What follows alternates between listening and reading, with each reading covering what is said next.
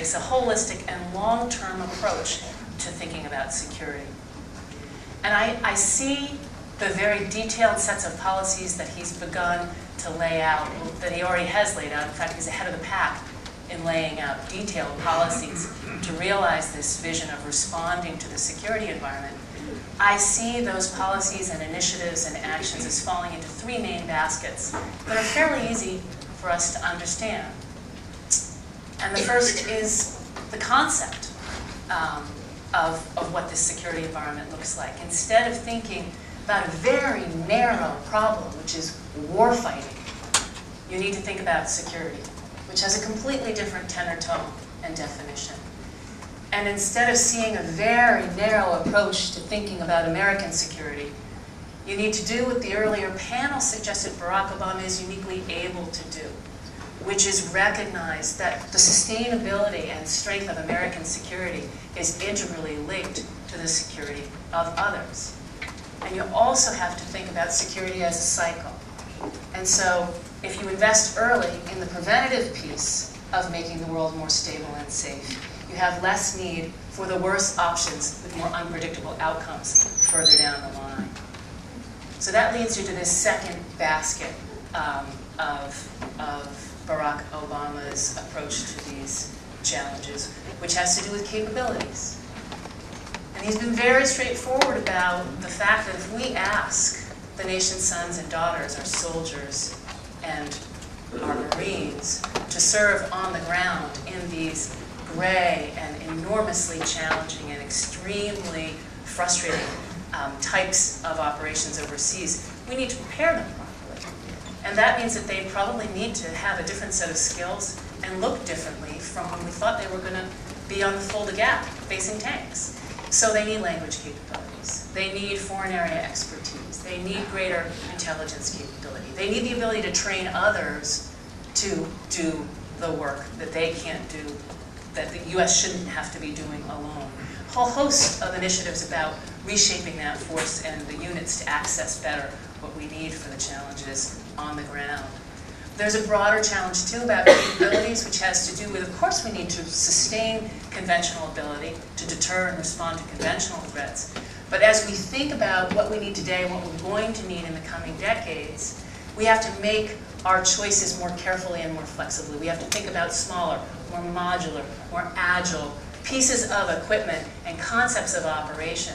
So whether you're talking about undergirding our ability with aircraft to move people and things to places, whether you're talking about unmanned aerial vehicles so that we can better see and understand the battlefield, whether you're talking about smaller, more flexible ships that have greater opportunity to move in response to humanitarian crisis or warfighting needs, you've got a different mentality about what you're going to build and buy that is central to being able to address the range of threats that we see out there. The third piece, and Barack Obama stresses this time and time again, I'm sure you'll hear it later today, is to look beyond those in uniform and to look at those who serve our government in other government agencies and to create the non-military tools that need to go hand in hand overseas working to create and enhance stability. And to that end, he has a host of proposals having to do with making real operational capacity come to life in moribund federal agencies that can do things like economic development and governance and agriculture and animal husbandry, and have to do with harnessing the enormous civilian expertise that's out there that can be called to service, as Jim was mentioning, to serve in a civilian capacity, to create a civilian advisory corps. And then finally, and this has to be said in the context of talking about national security, diplomacy, the kind of aggressive and tough and straightforward and honest diplomacy that Barack Obama has promised, because he recognizes the need to bring all tools of national power, all of our strength, to the table in addressing these challenges. And then that third basket is really one of leveraging the capabilities that we do have, and leveraging them in ways that draw on others and partners to engage in shaping the world that we want to see. So that you might start with a basic premise that we ought to help other people if we want to leverage them to our common advantage, which you look at tsunami relief and you can see the enormous benefits that can accrue to you When you help someone because it's the right thing to do when they need it, without necessarily expecting a quid pro quo, that begins to engender trust and restore faith in American leadership that can allow us to do many other greater things. Also has to do with Barack Obama's vision of using our own military to help improve the ethical content and character of those whose security forces work internally on shared challenges with us. Has to do with creating the capacities of other states to police their own borders, to create and foster security at home, to contain terrorist threats, to contain those transnational challenges, to share the burden, because we can't do it all alone. And finally, to think about reshaping and reinvigorating and indeed creating new forms of partnership, like his proposed shared security partnership to deal with terrorism and other challenges, to create a broader team, if you will, a broader security network to deal with challenges that we all face and that will be most effectively dealt with when we all join together with American leadership to solve them.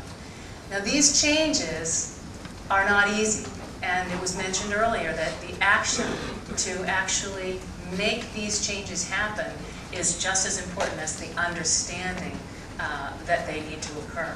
And Barack Obama, in detailing his policies and how to implement them, but more importantly, I think we've heard today, having the character and the courage and the unconventional wisdom to break rice bowls and demand that we come together to face the 21st century with a very different and enlarged and expanded set of capabilities and approaches is precisely what we need and precisely why Barack Obama is the man for this critical moment.